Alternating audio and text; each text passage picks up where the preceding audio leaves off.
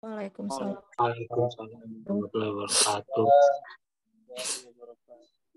Oke, selamat malam. Salam sejahtera untuk kita semuanya. Terima kasih masih bertahan. Pada sesi yang kedua ini kita akan bahas mengenai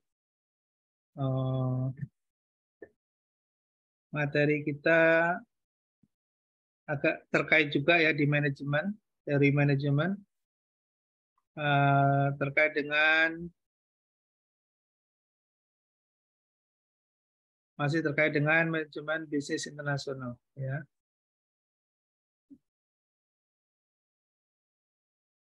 Oke.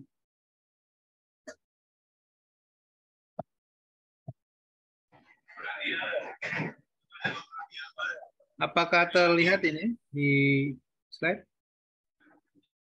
Terlihat, Pak. Jelas, Pak. Jelas ya. Jelas, Pak. Jelas, Pak. Oke, makasih. Di mute dulu ya yang mengikuti ya. Baik, terima kasih. Jadi tadi kita bahas mengenai trade financing atau trade product of banking. Jadi produk perbankan untuk perdagangan, ya untuk mendukung perdagangan. Nah, pada materi kita di manajemen, kita coba kaitkan dengan international business, ya manajemen internasional.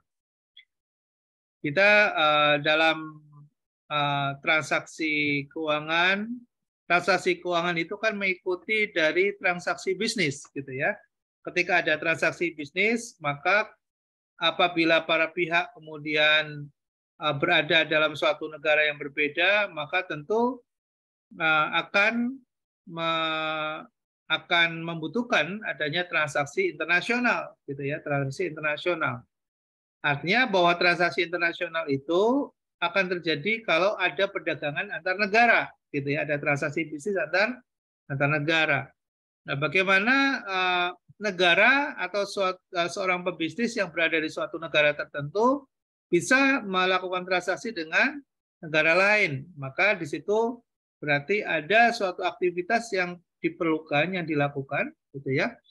Dan kebetulan yang biasanya sekarang terhubung karena adanya faktor teknologi informasi, ya, bisa melalui berbagai media, apakah melalui sebuah platform atau melalui sebuah aplikasi marketplace misalnya, yang kemudian menghubungkan satu pengusaha dengan pengusaha lain di wilayah negara yang berbeda dengan sangat cepat sekali.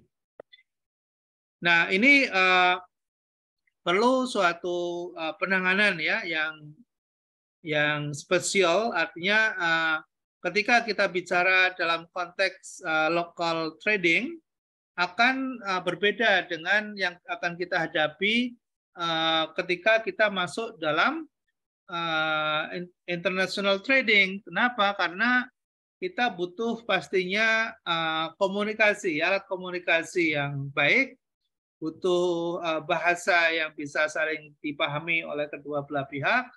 Kemudian ada perbedaan budaya antara satu negara dengan negara yang lain. Kemudian perbedaan aturan dan regulasi negara satu dengan negara yang lain, itu ada perbedaan dalam handling terhadap pengaturan atau aturan di dalam baik di dalam perdagangan maupun di dalam transaksi pembayaran. Nah, dalam strategi global ada beberapa poin penting yang mana kita perlu memikirkan cost ya dalam suatu transaksi. Lalu juga kita perlu memikirkan rantai pasokan ya atau supply chains ya, supply chains. Kemudian bagaimana mampu menghasilkan barang dan pelayanan yang lebih baik. Lalu memahami pasar ya, karena dalam negara yang berbeda ada wilayah budaya, ada wilayah kebiasaan yang juga akan berbeda satu negara dengan negara yang lain. Lalu kita harus melakukan yang namanya learning improvement ya. kita harus ada proses improvement, ya improvement proses, proses perbaikan terus-menerus untuk mendapatkan efisiensi dan efektivitas. Lalu juga kita perlu mempertahankan posisi-posisi atau kondisi yang sudah kita peroleh agar bisa memberikan dukungan, dorongan, serta dukungan dan dorongan terhadap keberhasilan atau kelancaran dalam transaksi yang dilakukan. Nah, perusahaan yang beroperasi secara global, dia akan terkait dengan beberapa mitra internasional, baik dalam aktivitas kegiatan investasi, trading maupun payment. Ya.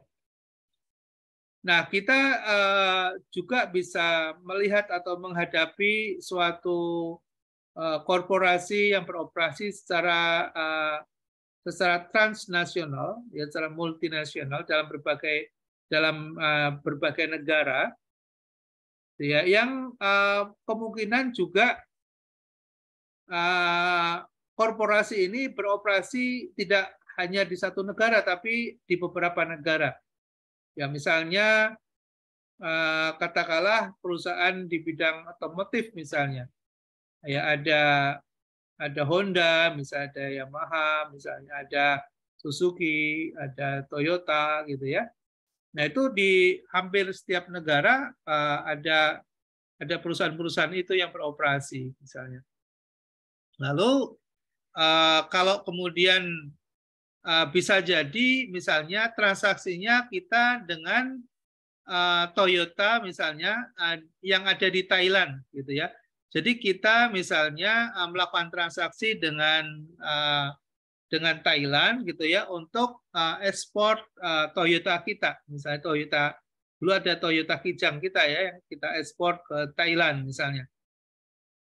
Lalu yang beli orang Thailand, tapi kita ngirimnya belum tentu ke Thailand ya, bisa dikirim misalnya ke Kamboja ya atau ke Vietnam misalnya. Jadi untuk memenuhi pasar ekspor Thailand, itu pengadaan barang, pasokannya, supply chain-nya itu tidak dari Thailand, tapi dia ambil dari Indonesia. Lalu barangnya tidak dikirim ke Thailand, padahal orang Thailand yang beli, gitu ya. Kirimnya ke Vietnam misalnya.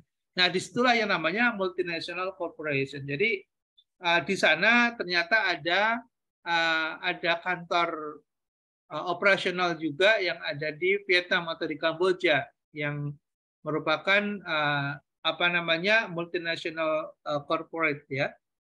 Nah, hal-hal seperti itu menjadi suatu keniscayaan yang perlu kita pahami dan kita ketahui, karena kalau kemudian kita tidak memiliki network ya dalam suatu transaksi, dalam suatu perdagangan internasional, biasanya menjadi tidak efisien. Tapi kalau kita memahami akan menjadi lebih efisien. Ya. Nah, hal-hal lain yang terkait dengan manajemen dalam konteks internasional, ya kita juga harus mampu mendesain struktur organ kita ini, struktur organ dalam bisnis kita yang dibutuhkan dalam menangani atau handling terhadap problem-problem yang menyangkut misalnya masalah bea cukai, masalah pengaturan legality antar negara gitu ya. Nah, di dalam struktur manajemen yang diperlukan akan berbeda antara perusahaan yang berorientasi pada local market dengan yang international market gitu ya. Jadi komponen struktur organ di dalam manajemen sendiri juga bisa berbeda gitu. Nah, ini juga yang harus dipahami oleh para pelaku bisnis yang akan masuk dalam international trading. Nah, beberapa strategi yang sering dilakukan sebelum melakukan sebuah perdagangan internasional adalah melakukan analisis lingkungan. Ya, analisis lingkungan. Misalnya kita akan memasuki pasar ke Thailand misalnya. Maka kita perlu tahu bagaimana regulasi di Thailand, bagaimana budaya Thailand, bagaimana mereka cara berkomunikasi, gitu ya. Apakah bisa dalam bahasa Inggris ataukah mereka tidak bisa, harus menggunakan bahasa Thai misalnya. Nah, kalau begitu, kalau kita ketahui nanti kita akan carikan solusinya. Misalnya mereka nggak bisa bahasa Inggris, berarti kita butuh translator, gitu ya, butuh translator. Nah, jadi analisis lingkungan itu diperlukan untuk kita bisa menjaga keberlangsungan dari suatu komunikasi antara seller and buyer, ya, antara eksportir dan importir. Kemudian juga terkait dengan regulasi yang ada di negara tujuan, ya, tujuan ekspor. Regulasi bea cukai bisa berbeda antara satu negara dengan negara yang lain, ya.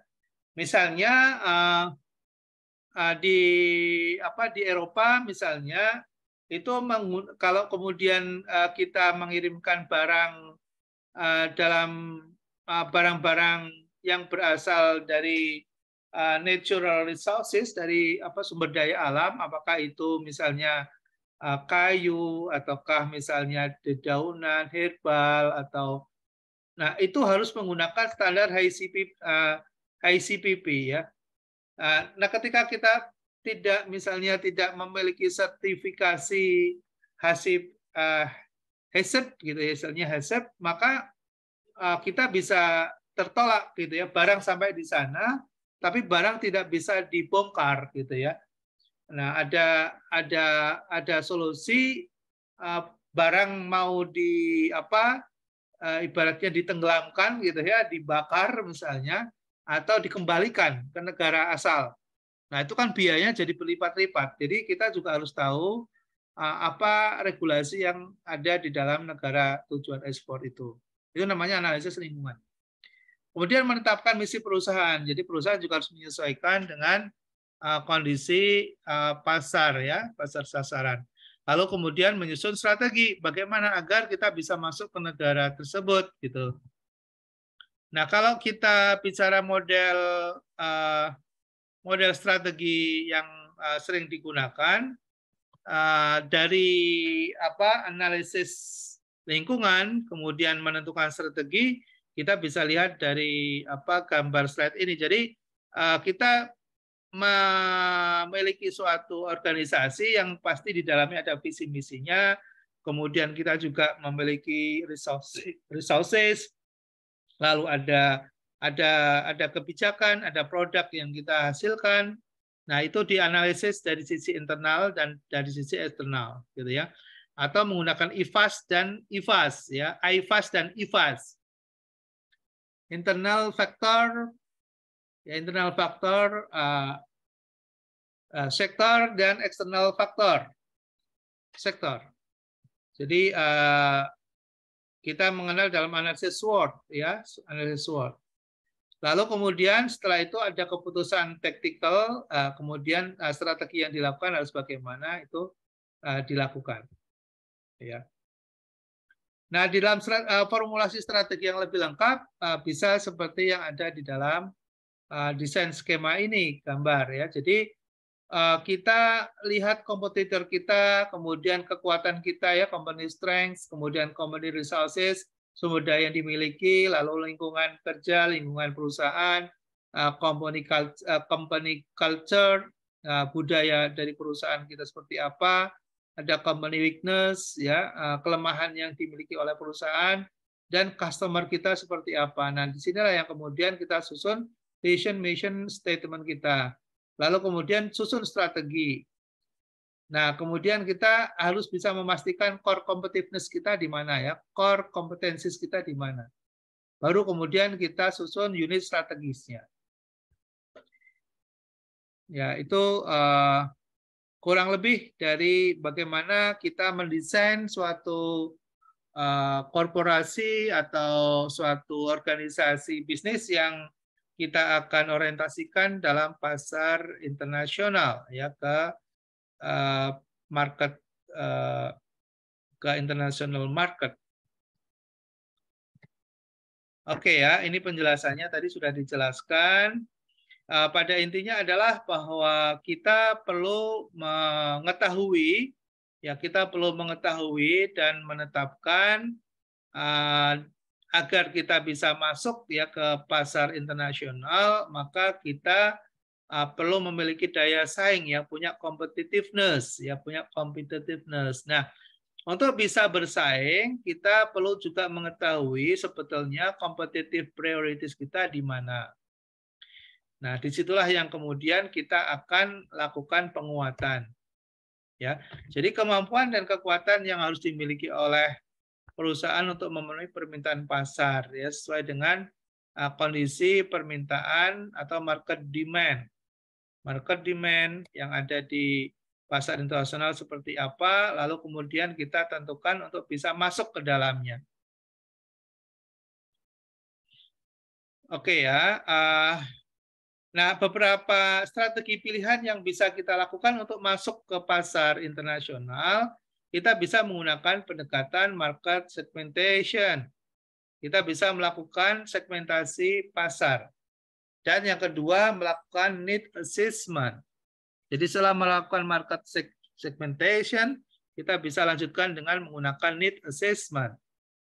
Market segmentation itu apa sih? Kita melakukan segmentasi pasar. Segmentasi pasar berdasarkan geografis, demografis, psikografis, gitu ya. Jadi misalnya kita mau masuk ke Malaysia, misalnya. Malaysia itu secara geografis kita harus tahu ya mau masuk ke mana, ke pasar mana. Lalu demografis ya, struktur masyarakat di Malaysia itu dari sisi demografis seperti apa? Demografis itu berarti kan kita harus tahu tentang klasifikasi usia, gitu ya, kemudian gender, kemudian juga domisili, ya tinggal di daerah mana, di perkotaan atau di daerah rural misalnya, daerah urban misalnya. Nah, itu namanya market segmentation. Kita akan bidik sesuai dengan produk yang kita miliki. Lalu lakukan need assessment, yang dibutuhkan apa, gitu ya, assessment kebutuhan. Nah, kalau itu sudah kita susun, gitu, maka baru kita